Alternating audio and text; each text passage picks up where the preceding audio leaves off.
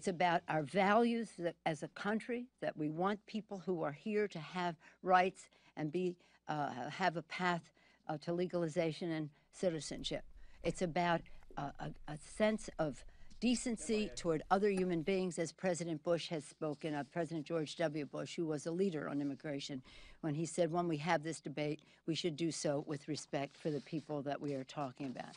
So whether it's about the constant reinvigoration of America that the immigration community is, whether it's about our values of respecting people, whether it's about our economy and the need for us to have comprehensive immigration, there's so many reasons why. Today, on this one-year anniversary, we say to the Speaker, give us a sign, give us a vote. If we don't have some indication in the month of July that there will be a hearing or there will be a bill scheduled for the floor, it seems that there's little chance for us to pass such a bill. House Democratic leader Nancy Pelosi led a group to the Texas-Mexico border this weekend and labeled the overwhelming crush of illegal immigrants pouring into America as an opportunity more than a crisis, sounding at times almost biblical in her characterization of what is to many an invasion, one that is changing the way life is lived along the border and across America for generations to come. Let us now detail what is happening, not from political platitudes, but from the ground. Welcome into Midpoint, the opinion editor for The Monitor, the largest newspaper in South Texas. Sandra Sanchez joins us today. Sandra, thanks so much for being here. Thanks for having me. Good afternoon. Good afternoon. If you would please, Sandra, and again, speak to the nation, if you will, who is listening, because we hear so much about what is happening. We hear it from so many different websites. From the ground level, how difficult is it? What is really happening in the communities there? And what is the pressure that they're being put under every single day with this sort of a flood of immigration, of human bodies? Right. Well, I think there are two separate issues that most of the country does not understand. There are 52,000 plus unaccompanied minor children from Central America who have come across. They are separate. They are held in separate holding facilities. They are not in our community. There are, in addition to that, hundreds of thousands of children who have come with one adult female or possibly two adult females, and they are labeled as families. They are the ones that are being given bus tickets and dropped off at the bus station, the Greyhound bus station in downtown McAllen, and released to parts unknown elsewhere in the country. They are the ones who will report for immigration hearings later in the month or the following month. The other children are held by Border and Customs and Border Patrol for 72 hours under federal law, and then they're to be released to Health and Human Services. Once they're released to Health and Human Services, then they are supposed to be sent to a family member or a friend or someone that they've identified as an adult to be sent elsewhere in the country as well. But they are not just being left on our streets. And I think the country thinks that we just have a bunch of children just running around without any supervision. That's not the case. But what we do have are a number of children who are without parents, who are in certain facilities, who are being bedded, who are being cared for. And this must create some sort of a financial burden on the communities themselves, because as you read a number of the reports coming from around the border, you will hear the local politicians, the local government officials saying, the federal government's not helping us. We have to reach into our own pocket to take care of this right now, and it's putting a burden on us and our legal taxpayers. Well, it is putting a burden. Hidalgo County and Cameron County, the two bordering counties here in South Texas, are two of the poorest counties in the nation. Since this crisis began as of about June 10th, and we started documenting the money that we have spent here in Hidalgo County, it has exceeded $68,000 as of last Thursday. That's a lot of money for a very poor county, and this goes up exponentially every day. We do not have exact figures from Department of Homeland Security how many families have been released. We are only hearing from the shelters. There is a shelter set up at Sacred Heart Catholic Church.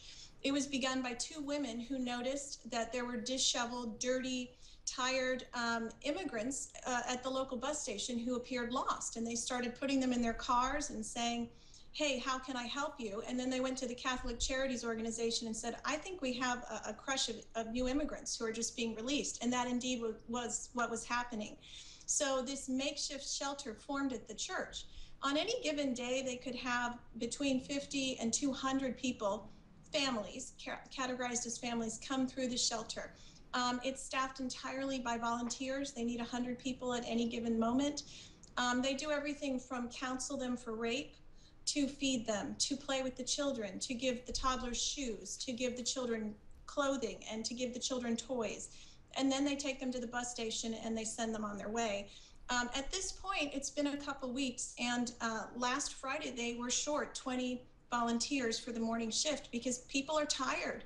The federal government has not given the community any money to help support this endeavor. It's been done entirely through the philanthropy of the locals here. Then talk to us, if you will, then about the emotional strain, because from the few people that I've spoken to, there are a number of people all along the border who are concerned about crime, who are concerned about gang members crossing, who are concerned about their health. Certainly we have some stories now that swine flu has been found in some of these children. So the emotional strain itself has to be getting to people. I can only imagine that there are some people going, stop, we can't handle this. This is completely impossible for us to deal with. Right, and the fact that the federal authorities, when they came down here, when Jay Johnson, the Secretary of Homeland Security, came down and refused to meet with any local officials, did not help the situation. Secretary Johnson will be here in McAllen giving a press conference at 2:30 this afternoon, and we'll be there, and hopefully he will have some more news for us.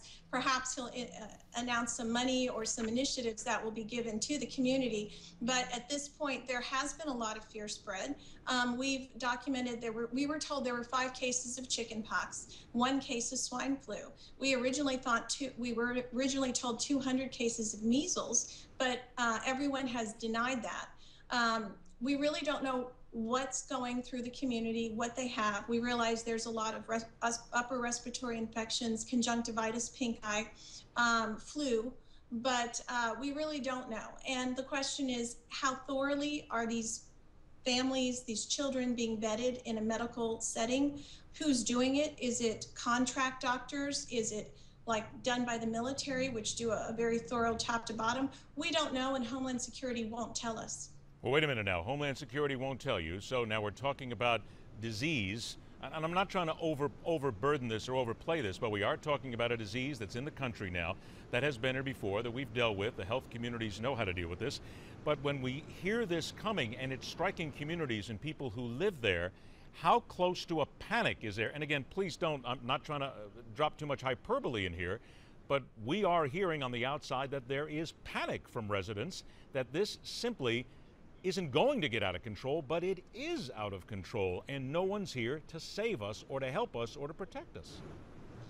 I wouldn't use the word panic, and I haven't heard that. I edit the letters to the editor, and I did receive an anonymous letter from a person who claimed they worked at the Sacred Heart Shelter and said they saw a lot of disease. There were a lot of people who were not trained or medically trained to handle that. Again, you know, we can't verify that.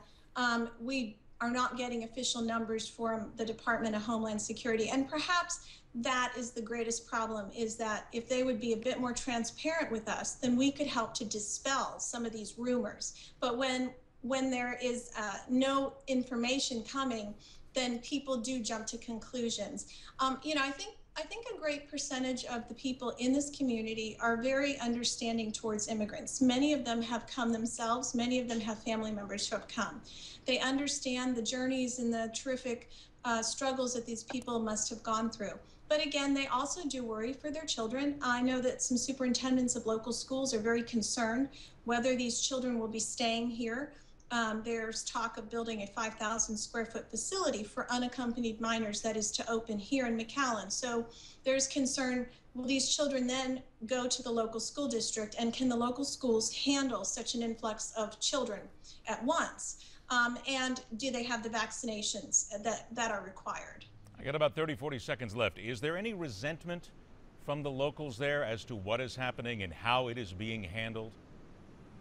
You know, it's funny you should ask. I'm hearing grumbling in the community. These people coming from Central America, El Salvador, Honduras, Guatemala, they're termed OTMs, other than Mexicans. And they're allowed to stay because they're not coming from countries from contiguous parts of the United States, not Mexico, not Canada. And so the Mexicans are immediately deported. And I do hear where someone says, you know, my uncle was just sent back, he was trying to cross, or my cousin was trying to cross and she was sent back. And the others are given different treatment. I do fear that that is the next wave of what might happen here, and I'm hoping it won't, but it would be natural for them to say what's fair. It would indeed be natural. We're going to have to pay attention to that now, almost favoritism, I guess, and a negativity, if you will. Sandra Sanchez, thank you so much for joining us and giving us a word as to what's going on the ground level. I hope we talk again. Thank you. It is frightening to think, and certainly there are people there. Emotions are boiling. We'll continue to follow it. All right, more than a few telling comments from the Sunday news programs and a word to the president on overstepping one's legal reach. That and a whole lot more comes up right here on the Monday edition of Midpoint, where we question everything.